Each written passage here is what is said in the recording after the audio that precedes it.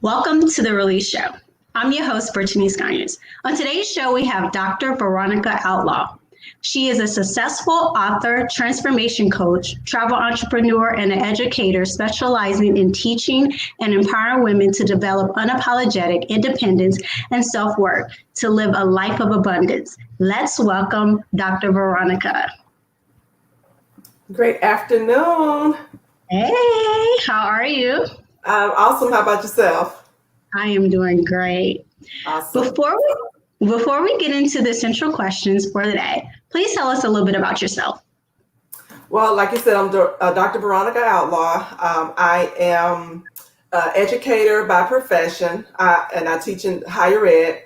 I am also an online instructional designer, but on the side, I write. I'm expecting to publish my first book next month. Congrats. Thank you. And hopefully it's going to happen on my 50th birthday. So my fingers are crossed. Wow, yes. And I'm a new podcaster. So I've had 3 interviews so far. The next one is Tuesday. So that's been an amazing journey within itself. I am finishing up my certification to become a life transformation coach. And I'm looking forward to that. And I am a travel entrepreneur. So I'm just absolutely loving that because I have access to all kind of travel.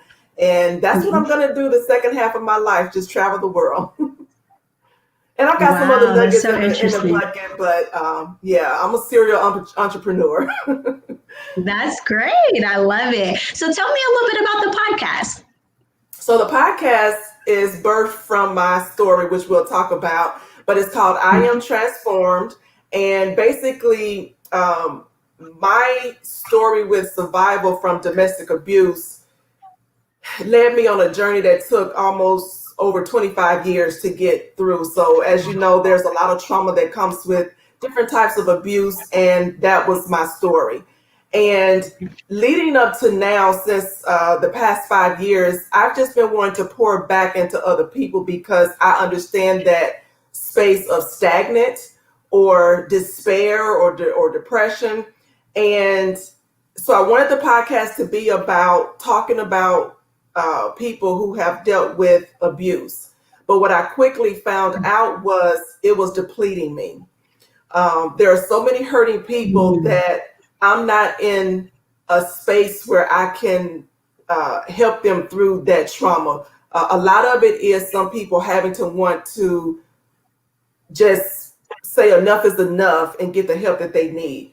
But most people are not in that space. So I was not feeling helpful or productive in just having people come on and talk about their trauma. So I said, well, why don't I focus on people's transformations, the positive side of it that says, you know what, these different things have happened to me. I'm no longer in that space. Depending on what their faith is, I'm a Christian. I believe in God. With God, all things are possible. And because of that, I am where I am today. I'm not in the space where I'm dealing with men and their issues and abuse and the trauma that comes with it. I've been able to finish 4 college degrees up through my PhD. I have different certifications, and I'm becoming my own person now. I'm discovering and rediscovering myself. And that's what I want to hear about from people on the podcast. And in addition to that, when those people tell their stories, they're blessing other people and showing them what that blueprint looks like. You don't have to be where you are. If you have a vision and you want to be somewhere, you can absolutely do that. But it's all about the mindset. That is so true. That's the reason why I started the Release Show. Is for you to release your story into the atmosphere so that you can bless others with your story, and hopefully that they are inspired by it and can help them through the situation that they're currently in. Absolutely. So that is so great. Sometimes the bad things that happen in our lives put us directly on the path to the best things that will ever happen to us. Domestic violence is a violent or aggressive behavior within the home, typically involving the violent abuser of a spouse or partner. You are a domestic violence survivor. I would like for you to tell us your story about the domestic violence that occurred in your life. Okay. I'm going to give you a recap real quickly. I grew up in a home that was strict. My parents honed into us education and hard work ethic. So I had that without a problem. I was an A student, believed in work, any kind of work, it didn't matter. But what I did not have was the tools and the knowledge on dating or in relationships. So I went out into the world after high school and I was very naive. Fast forward, I moved to Chicago after high school and I meet the guy that I first married. We dated for about a year and a half, 2 years before we got married. Mhm. But what I want to share about that is there were signs of emotional, mental abuse before it got physical. And I was not aware of those signs. And that dysfunction just kind of became my norm throughout their relationship. So I was married at 24, so that was very young. Mhm. We were married about 6 months before the actual physical abuse happened that one time. And it left me with, bloody nose, Mhm. mouth, black eye. But that was enough for me to say enough was enough because I actually, in that moment, reached for a gun that I found out later was not in the nightstand with the purpose of using it. And so that's when I said enough was enough. So I left that night, filed for divorce the exact next day, and we were divorced about 2 months later. So about 8 months into the marriage, I was married, abused, and divorced. So I was Mhm. divorced by 25. A year or so later, I met my daughter's dad, was in a short-term relationship with him that left me a single parent. So by that time, I was 26. By the time I was 31, I was married again. Should not have been married. Neither one of us was ready for another relationship. But hindsight is 2020. That lasted about 3 years, so I was divorced by the time I was 34.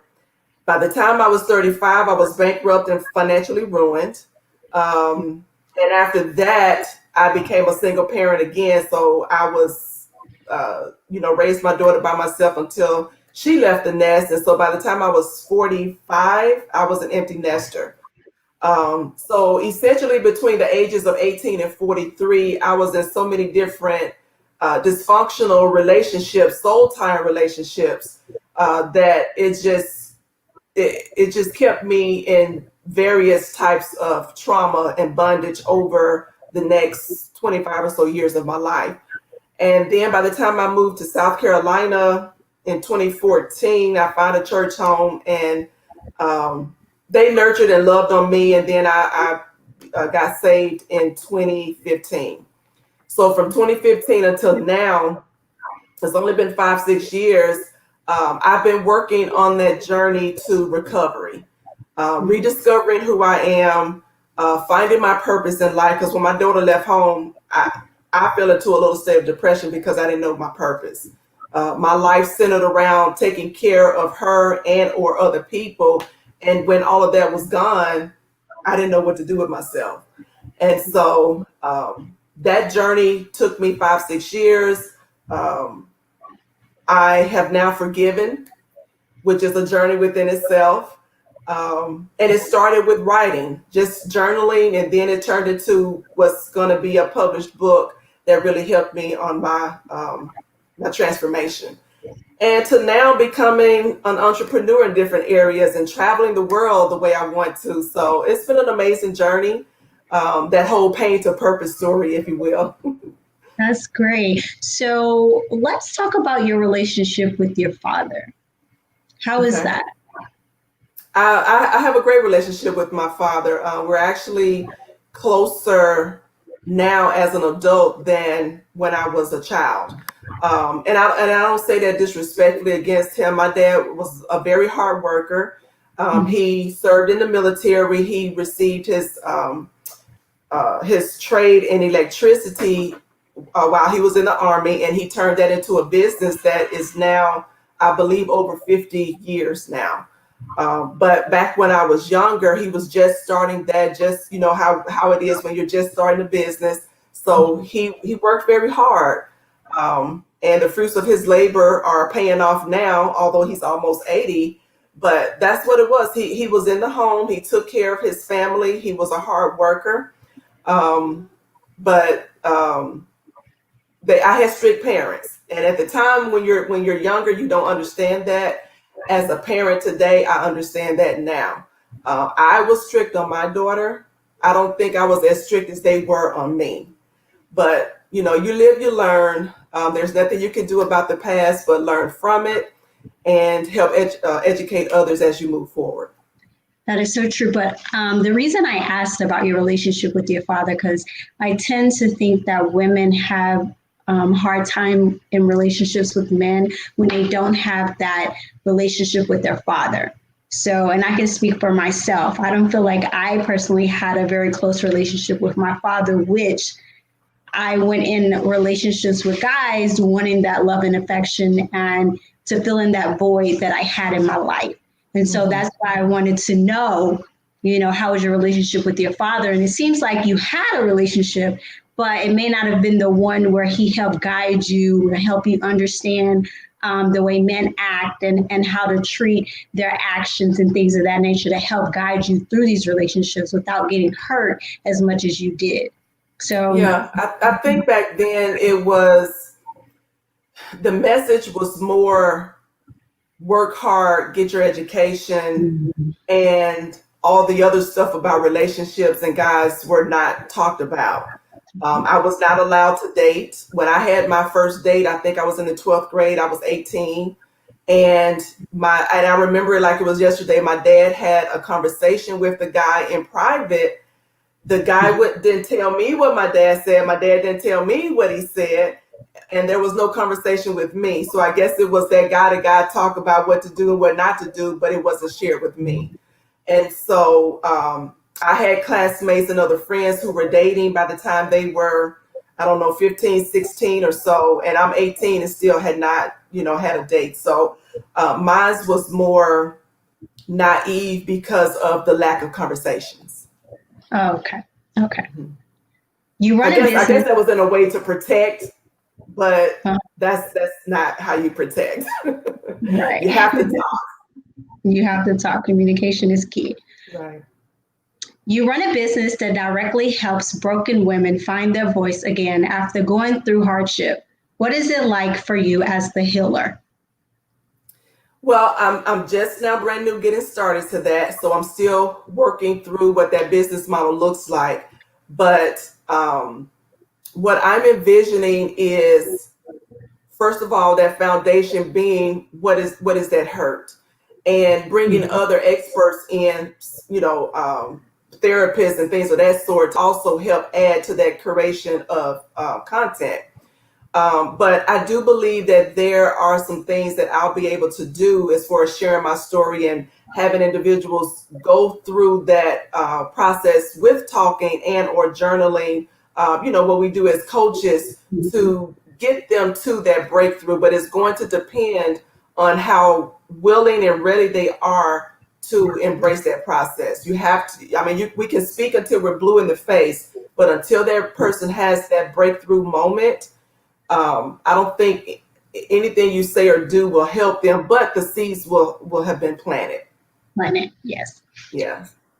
People aren't born with low self-esteem. In fact, children often have a more positive outlook on life than adults.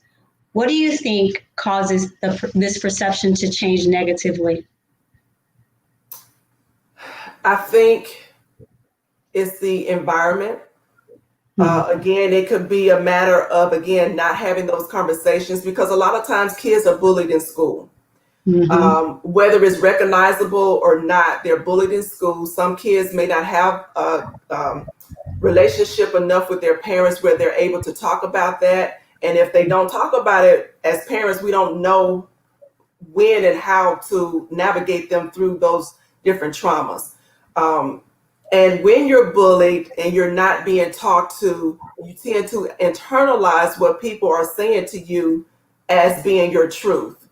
For me, when I was younger, I guess I was about, I think I made it past middle school. I probably was in high school when I started acne Oh, I had horrible, horrible acne. Mm. And I was teased a lot for that in school. And I remember that my appearance meant that much to me so that people wouldn't talk about me. And then I did suffer with self-esteem issues. Okay. I'm already an introvert. And so when you compound these things that other people say about you, you adopt that as your truth. And Mm. so until you get to a place where you love yourself, you know who you are, whose you are, um, it starts there. It starts there. So is the book No Excuses, 8 Steps to a Life of Abundance? Is that your first book or have you written previous books? So I've been part of two published anthologies where I had one chapter in each of those anthologies. My book, No Excuses, this is the author copy. Congrats. And this is the workbook. It comes with the workbook. Oh, nice. Okay. So I started the journey back in, I think it was December of 2015. My pastor has been very active in my life, encouraging me. At that time, I was so broken. We were going through the steps to get me to a place where I could even talk about it.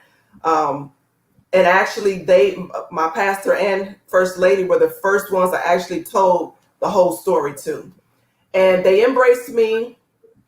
And over a period of a few months, my pastor encouraged me to write about it. We laugh about it to this day because I would always say to him, I was writing, and I was not writing Mhm. because I was dealing with shame at that time. There was no way I was going to put pen to paper and tell the world about, what happened. And over a period of time, I started to feel guilty for just basically lying to him because I wasn't writing. And at some point, I did start to journal. And the journal was just for me. I had no intent on publishing. And I started to notice that as I wrote, different um, old memories started to come back. Mhm. And I took charge in dealing with the feelings of that hurt. Somewhere along the way, someone told me that if you don't get to the root of your issues, you can't solve them or you can't work through them, you can't get better. And so I started to deal with why I felt ashamed, why I felt rejected or neglected or abandoned, all of these different feelings. And it stemmed from my lack of self esteem, having these relationships with guys to validate me, which I know now I don't need another person to validate me. But I didn't know that at the time. And had I not written, I would not have gone through those pain points to work through them. And so when I got strong enough, I said, you know what, I am going to write. And so I sought out a publisher in December of 15. The book was supposed to publish in June of, I'm sorry, December of 16. It was supposed to publish June of 17, and it was delayed. Hindsight, I don't regret that because I wasn't ready. There was still a lot of issues that I had not worked through. And it was evident in the status of the book in that moment. So here we are about 3 years later, and it's about to come to fruition. And what I want people to understand is when authors write, especially when they're telling their pain points, it's a process. It's not just about writing this on paper. It's a process. They have to deal with that process. No author can get up and talk to you or write about forgiveness when they haven't truly forgiven their transgressors as well. So that's just one example. But at the time when I was supposed to have this published 2 years ago, I was saying out of my mouth that I forgave my ex-husband and some other people in between, but in my heart I had not. And so I hold myself accountable for the book not being ready, but it was because I wasn't ready. Mhm. I understand that. I feel like a lot of books are written from experiences that we all have gone through. I wrote a book about my life too, and it was therapy for me. I was able to release a whole lot in that because I am not really a vocal person who can really express their feelings. I think that just came with the way I was raised. And so I had a hard time like expressing my feelings to people. So I remember I had this laptop and I just started typing every day. Every day I would just I open up the laptop and I just pour and it was so good. It made me feel so much better once I was typing it. And then when I finished the book, it was such a relief just to know that I went through all of that, but I turned out to be amazing. So Exactly. I can't wait to read your book, Thank you. see everything that you've gone through. So please keep me informed once it is published I will. and let me know where we can purchase the book from you, okay? Okay, I sure will. Thank you. You went through trials and tribulations over the past 20 years, and these events would have been the end of your story. Can you shed light on this topic? I actually share to kind of give you a better picture of how I got to that revelation. My pastor and his wife talked to me endlessly, trying to get me through that hump, but I was so literally broken when I got to them. There was nothing they or anyone else could say to help me see the light, so to speak. And it was because in that moment I thought no one else had been through abuse. I didn't even know what a support system was. I didn't know. I didn't think anybody would understand. So I kept it to myself for over 25 years. They finally said, you know what? I need you to meet a lady named Sister Joe. And they told me that she was married to her abuser. They were married, they had children together, and he was abusive to her. They said that he shot her several times in the upper body and left her for dead. There were 2 children in the home. She was pregnant with the third, and he left the house and left her for dead.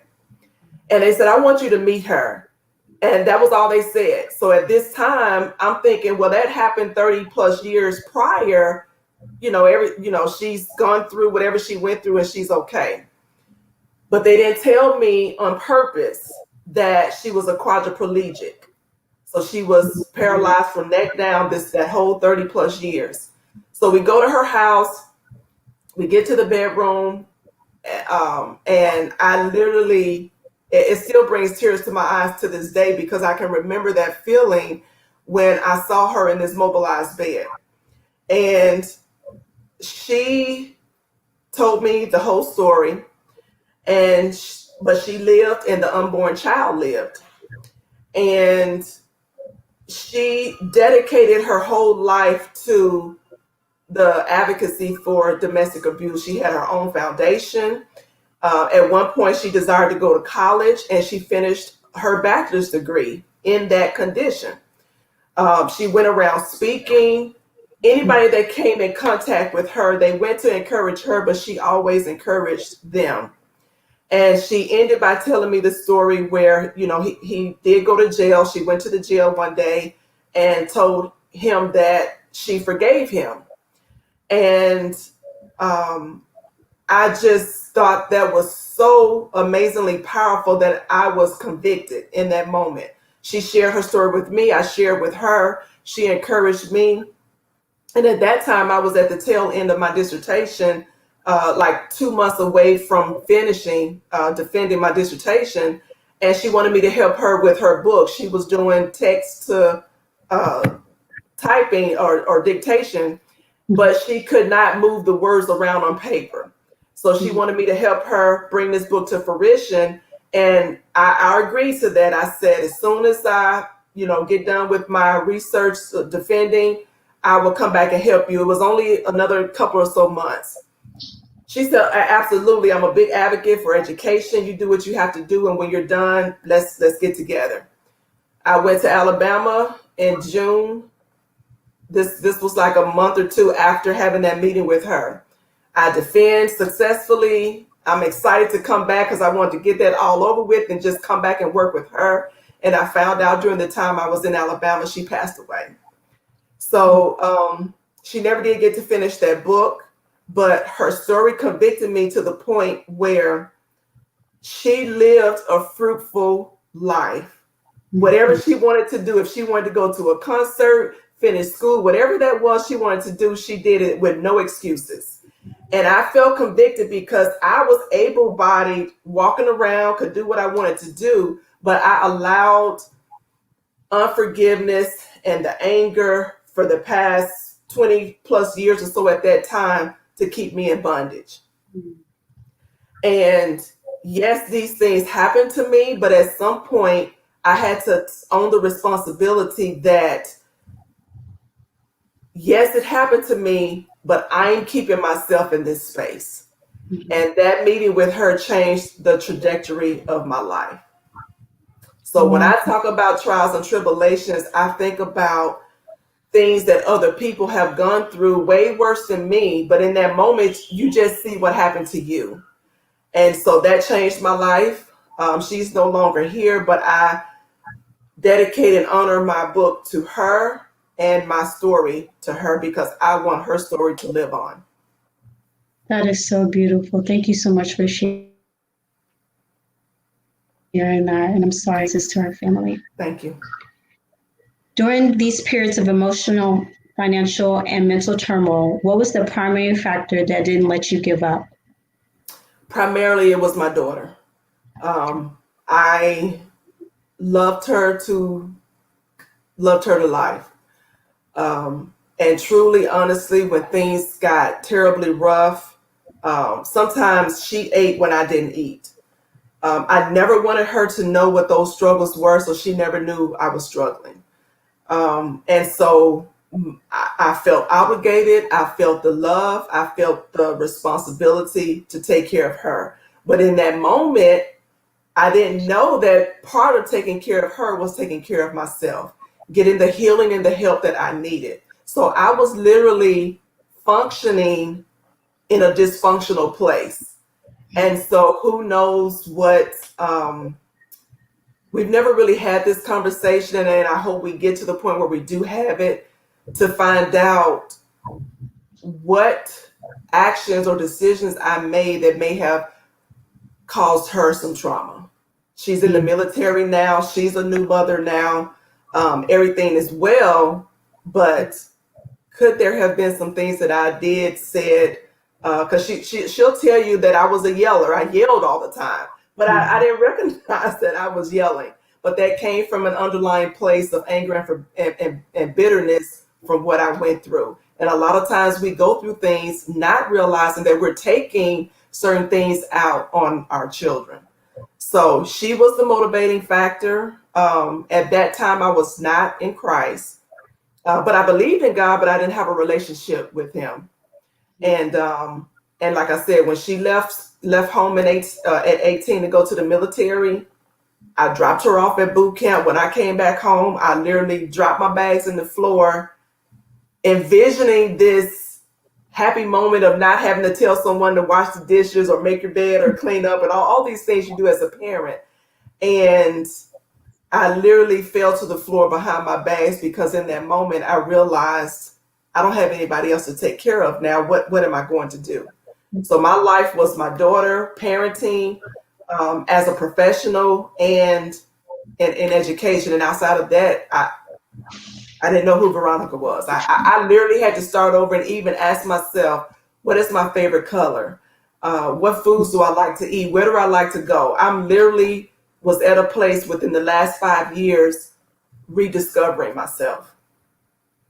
Well, I'm happy that you're going through this process of rediscovering yourself and finding who you are and your purpose, because that is the point of us being on this earth. Right. And so continue sharing your story because it's a beautiful one and it will inspire other people around the world. Finally, what advice do you have for broken women out there that feel alone with no one to lift them out of their depression? How can they become whole again? They first have to own it. They have to own the fact that they need help and be willing to get that help. There's so many organizations out here, if you don't belong to a church home, that are equipped and prepared to help them. Maybe they have family, a close family or friends that they can share their story with to get some help. And it also is very helpful to surround yourself with a community of individuals who are making it happen. Yes. You can't center yourself around people, and this was one of my problems. Hanging around friends and sometimes family who always had something negative to say, always. And when you internalize that, that becomes your norm, and you do feel like you can't get out. So it's very important that you surround yourself by people who can uplift you, who can help bring you towards that path, who can introduce you to other people. Like my pastor and wife introduced me to Sister Joe. Had that not happened, I don't know where I will be today. It took that Mhm. one incident, that one conversation, that one meeting to change the trajectory of my life. So I would say get a community, a positive community. It doesn't take 100 people. It could be 1 or 2 people, but take the necessary steps that you need to get the help. And forgiveness is huge. If you I know some horrendous things have happened, but you cannot stew in that unforgiveness because it only keeps you in bondage. Forgiveness set me free. It put me at peace, and there is nothing on this earth that can penetrate that, because I know now who I am and whose I am. And I have control over who I let in my space. I have control over what I see and what I hear and what I let out into the atmosphere. And if it's not positive, something's wrong with me because I speak all things positive. Speak life into yourself. If you want to get out of that situation, then own that, get the help, get some community, and surround yourself with those positive people. And the last thing I would say with that is, when all of that happens, pay it forward. Pay it forward. Don't just be the person who takes and takes and takes, because that's in itself is an abusive relationship when you're taking, but when someone needs you, you can't give out. And I think that's our duty. Yes, you have said a word today. Thank you for those powerful words and inspiration. Your story is absolutely amazing. Thank you so much for being on the show. We look forward to seeing your work in the future. Thanks for tuning into the Release Show. See you next time. Thank Bye. you.